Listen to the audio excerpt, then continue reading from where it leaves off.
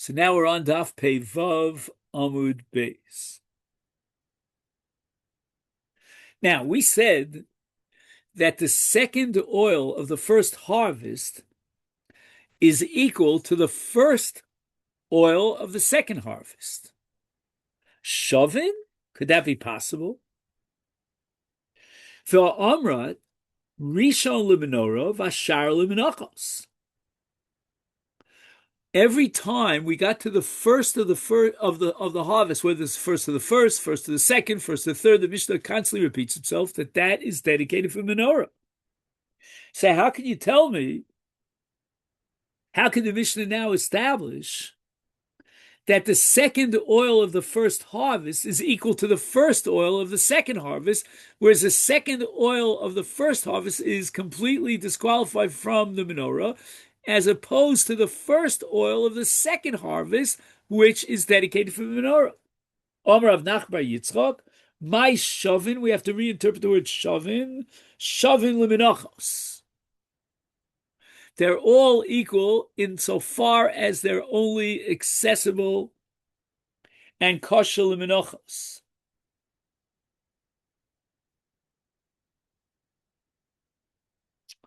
So we have halach and kodshim of mivchar nidrechem, the choicest animals and produce are brought on the mizbeach. Our Mishnah teaches that the second oil of the first harvest and the first oil of the second harvest are equally mivchar nidrechem. They are a choice. Now, in the case of a mincha, we have to bring mivchar nidrechem. And therefore, both of these oils, meaning the second of the first and the first of the second, are available for Menachos. However, what about the third oil of the first harvest?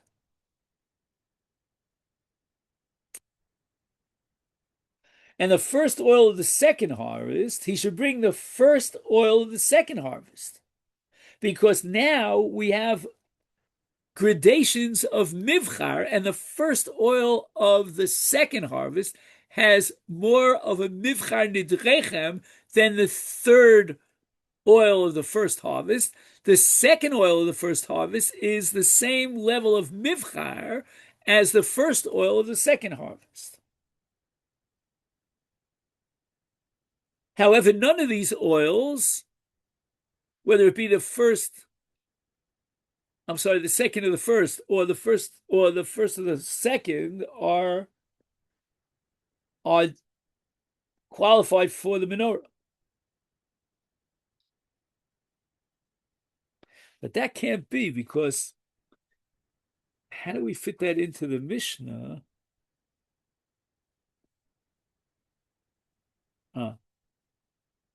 Just give me a second here. I want to.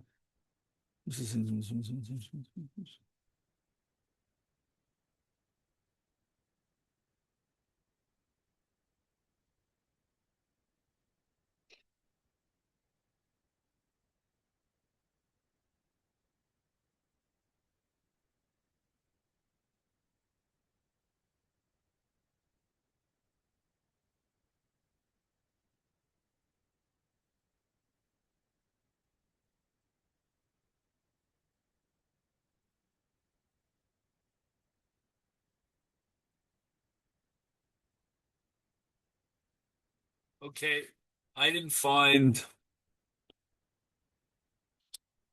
any specific contradiction to this. Sheni, blah blah blah, Ze Rishon. Right. Okay. Now the Mishnah says, Af kol menachos hayu bidin. We could have derived all menachos to require shemen zayis from a kal v'chomer from menorah. Ton Rabban. Zach. Right, with regard to the menorah, the Torah says shemen zayis zach, pure. Ein zach el noki. It's completely clear oil. by allowing the oil to flow naturally from the olives through the filtering bottom of the basket into which the olives are placed. If you would press the olives in the basket, then it would become clouded with sediments.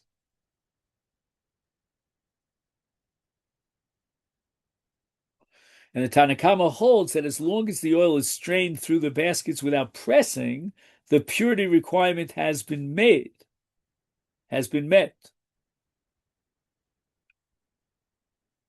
But Rabbi Yehuda Omer kosis,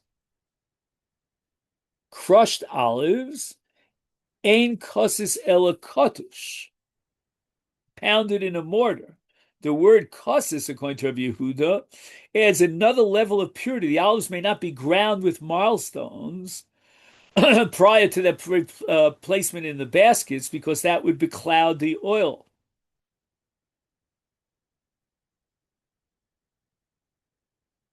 Yochi Zach kosis posel Menachos. This is a pella v'havamina.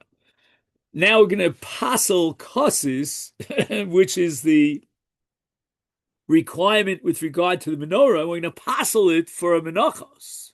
Strange havamina. Talmud Lomar v'saron soles bol b'shemen kosis. So the word kosis appears not only with regard to shemen for menorah, but also shemen lemenachos. Imkain ma Talmud Lomar lima'ar. We thought the word lima'ar is a miut, that kosis is only a requirement lima'ar. Elam mipnei achisachon. So if you have kosis, that's a requirement with regard to shemen lima'or for the menorah, but you don't require pounded olives for menachos.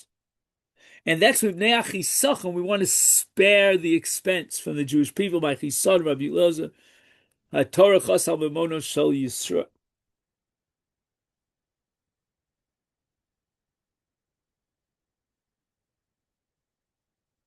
There are many menachos, and the Torah is going to allow you to use oil from ground olives as well, because if it were necessary to procure oil for menachos, and there are many of them, from pounded olives, the demand would drive up the cost. The menorah, on the other hand, doesn't require that much oil, but only requires a half a lug of oil for each of the 7 lamps. For this relatively small amount of oil, we can produce the oil from pounded olives that can be obtained at a minimal cost. Tzavis b'nei Yisrael v'yikhu lecha shemen zayis zach. What's a lecha? Omer Rab Shmuel bar Nachmeni, a lecha v'lo li. This is for your benefit, for not me. Lola ora nitzo. God says, I don't need the light.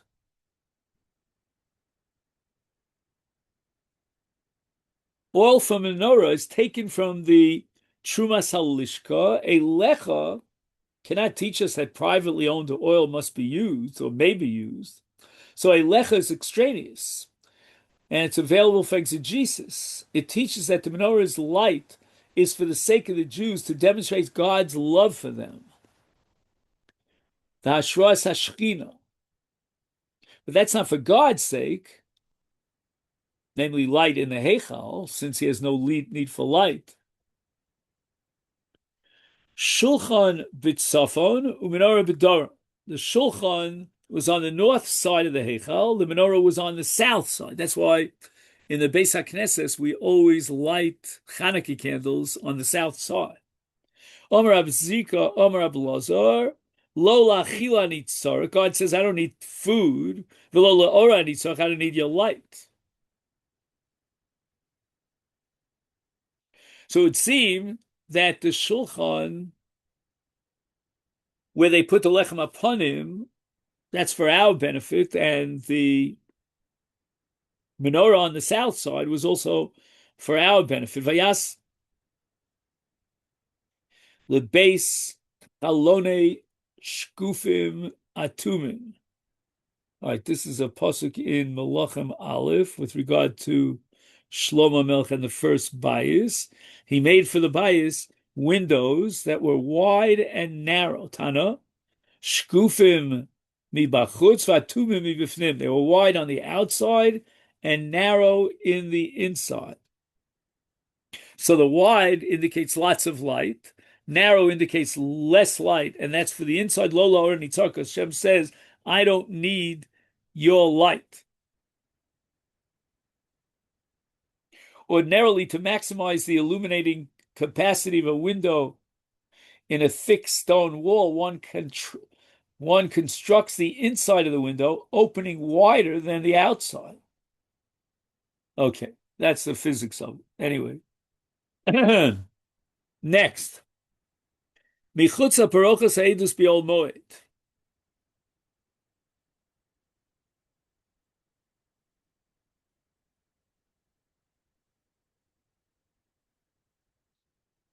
Aaron, or any Kohen, should prepare the lamps of the menorah for kindling. And Eidus Yisrael Sheshchina Shal Yisrael. How is that so? V'im tomer li'ora nitzarich. Halokol arbaim shana halchu Yisrael b'midbar lo halchu el yora. It was the Amud HaEsh that gave light for the people tromping through the wilderness for 40 years. So Hashem is the source of light. He doesn't need light. Where's the testimony? Rava, very famous Gemara, it's also in Shabbos. Ze ner ma'aravi. The ner ma'aravi was used to light all the other neros. It had the same amount of oil as all the other lamps. And yet, mimena hayamadlik, the other lamps would be lit from the ner ma'aravi. Ubaya Messiah, and we conclude preparing the lamps for the next evening's kindling. Every morning, the Kohen would find the western lamp burning. The other lamps were extinguished. He would clean the extinguished lamps, replace their oil and wicks. The western lamp would be prepared last when its light finally expired. This miracle that the western lamps, the Nemaravi, lessened its oil, began being consumed first, yet outlasted the oil in the other lamps, demonstrated God's divine providence. There were times when the miracle was even greater. The western lamp would burn the entire day. When that occurred, the Kohen would kindle the other lamps in the evening. Okay. The miracle of the western lamp occurred with regularity during the 40 years that Shimon HaTzadik served as a Kohen Gadol. That's a Sugya in Yoma. After his passing, the western lamp would sometimes burn longer than the others, but at other times it would expire together with them. In any event, Rav explains that this miracle of menorah served as a testimony to God's presence in Israel. Mishnah. Now we're up to Niskei Hayayin. And where did they bring the wine from? And it was two places, Kidduchim and Atulin. Okay, where these are located, I do not know. But that's where they wanted to get the yayin from. I'd like to think it's up in the north, but I don't see anyone pointing out that, but we'll see. Shnealahem, if they can't get to Kidduchin or Atulin, then second best is Beis Rima u Beis Lavan Bahar. Ukfar Signa Babika. Kol Arotzai Ksheros, Ela Mikan Hoy Mevian, best would bring the wine from those places. Ein Mevian Lo Mi Beis Hasvalim, Velo Mi Mash in Nizra Bein, Velo Mi Beis Hashlochim, irrigated fields, Velo Mi Mash in Nizra Beineim, V'im Hevi Kosher. However, Ein Mevian Halis Tion, whatever that is, we'll have to see. But if im heavy kosher, but envy in yoshan, we don't bring old wine, which is strange. Divrei Rebbe, chacham machshirim. He says here in the name of Rashi that old wine means wine from the previous year. So we'll have to see the sugya to explain why Rebbe is not excited about last year's wine. Ein mevi'in lo masak. Masak, I think, means they added sugar into the wine.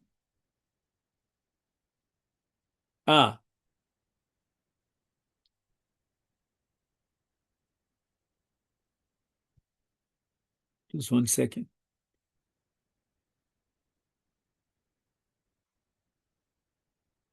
He says wine from grapes that became sweetened on their own, not through hanging in the sun.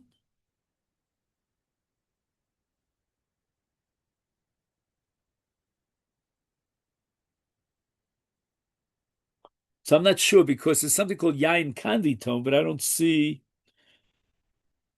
anyone referring to yain canditon, which is added sugar. Loma ushan, smoked. No, loma vushal, cooked. In heavy puzzle.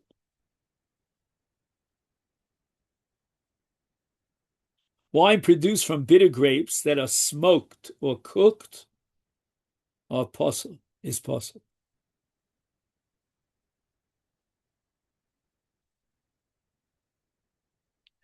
The cooking transforms the wine from its natural state.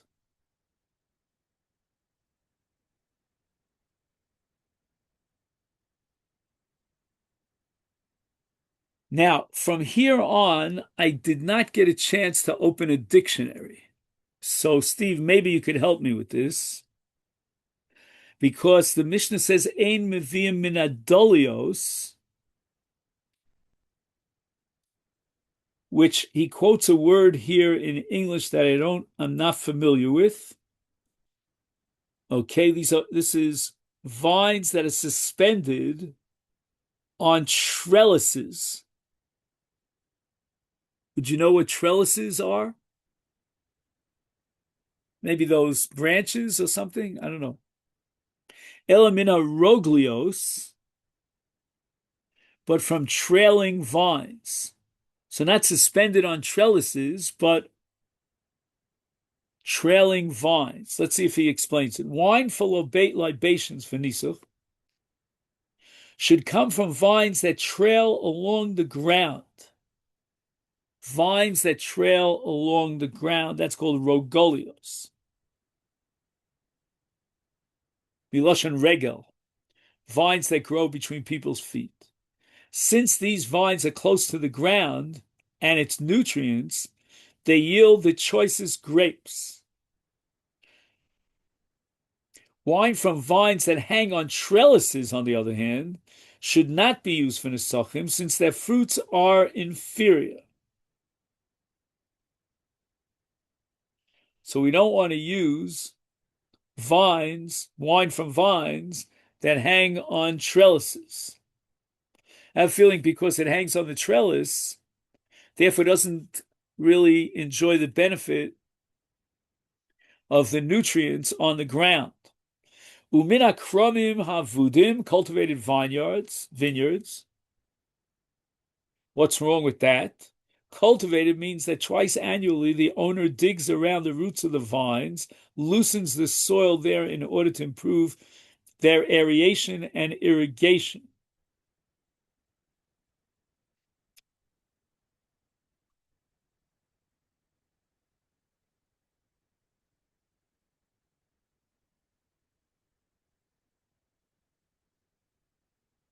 So we want cultivated vineyards and not uncultivated vineyards. So if it's cultivated twice annually, when the owner digs around the roots of the vines, loosens the soil, it improves aeration and irrigation. V'lo konsin oso Bechatzovin gidolim, you shouldn't store the wine in large casks. El bechavios ktanos, in small barrels. Large vessels spoil the taste of wine. And we have to learn Bava Basra for this. Okay, fine. The eno mimali sachovis had pia. You shouldn't fill the barrel without any air inside of it up to the mouth. Kideshe recho nodev, because by putting a little bit of space, allowing space on the top, the aroma will spread when the barrel is open. Eno mevi mipia mipnei hakmoch. One does not bring wine for nesachim from a barrel's mouth because of mold. What is mold? White flour-like particles that rise to the surface of the wine.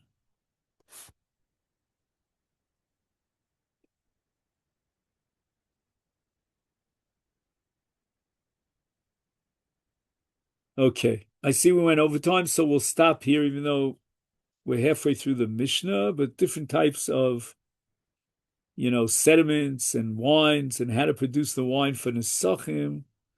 That's where we'll stop here on the top of Pei Zayin.